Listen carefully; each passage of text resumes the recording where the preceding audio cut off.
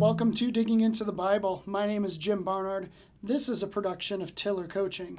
All right, well, it's day 73. Thank you for joining me. We are still in Matthew chapter 26.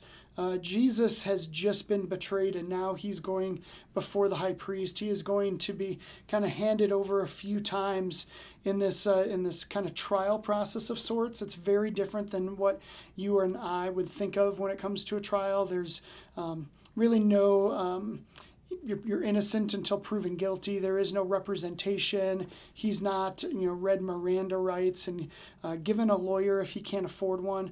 No, he's got to speak for himself. And I don't know, man. I mean, just put yourself in Jesus' shoes here. I mean, obviously, he knew the plan. He knew this all along. But like, one of the people that is closest to you turns you over, and now you have to just kind of deal with that.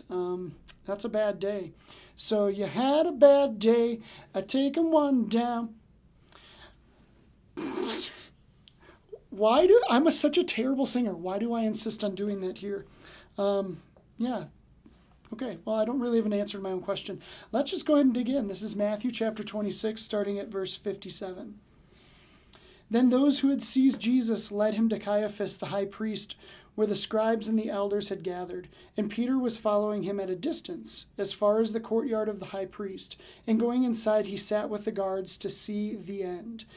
Now the chief priests and the whole council were seeking false testimony against Jesus, that they might put him to death. But they found none, though many false witnesses came forward. At last 2 came forward and said, "This man said, I am able to destroy the temple of God and to rebuild it in 3 days." And the high priest stood up and said, "Have you no answer to make? What is it that these men testify against you?" But Jesus remained silent, and the high priest said to him, "I adjure you by the living God to tell us you are the Christ, the Son of God." Jesus said to him, "You have said so. But I tell you, from now on you will see the Son of Man seated at the right hand of power and coming on clouds of heaven." Then the high priest tore his robes and said, "He has uttered blasphemy. What further witnesses do we need?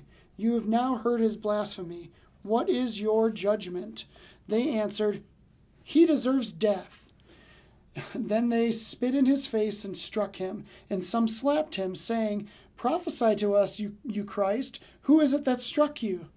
Okay, now, that's uncalled for. Can't we be adults about this? They're just toying and mocking Jesus, and that makes me mad. I don't like that. It doesn't make me feel good. But if he's going to receive that kind of treatment, I had better expect that I will receive that kind of treatment from others, at least on occasion. Hopefully not consistently, but I think that's true. All right, so here with the high priest, Jesus has this nature about him to be very careful about his words, and there are times where he doesn't speak because it's just not necessary, it's not helpful, and it's just not going to yield anything positive. And really, I think it's what's really neat is it makes other people uncomfortable. This high priest is getting more and more angry. He asks the first question, and you can just imagine the silence, and and then the second question, and this man's starting to boil over and getting very uncomfortable. And then finally, he explodes and says, "I adjure you by the living God, tell us if you are the Christ, the Son of God." And Jesus has this opportunity to be like, "Yeah, I mean, apparently that's what you think. So yeah."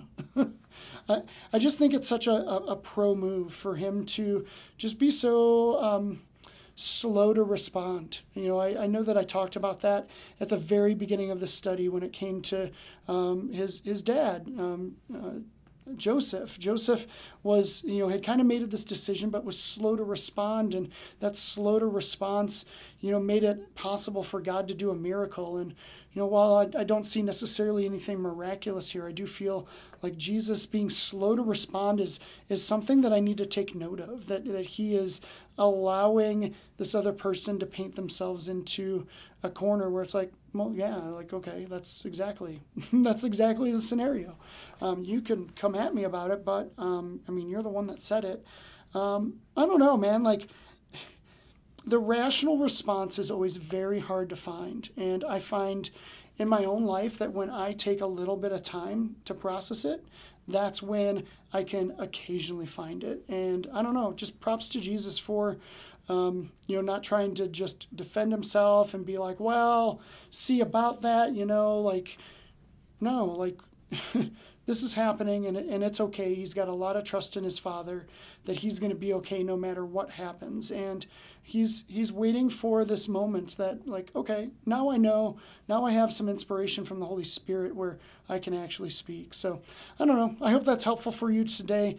I don't know what you're facing, what kind of hardship that you're facing that you want to just give that like smack down of a response, but maybe it's time to think about it a little bit more and shut your mouth and just try to figure out like what would be good here. So, all right, well, that's what I have. Thanks for watching. Thanks for listening. I will see you tomorrow as we wrap up Matthew chapter 26. I'll see you then.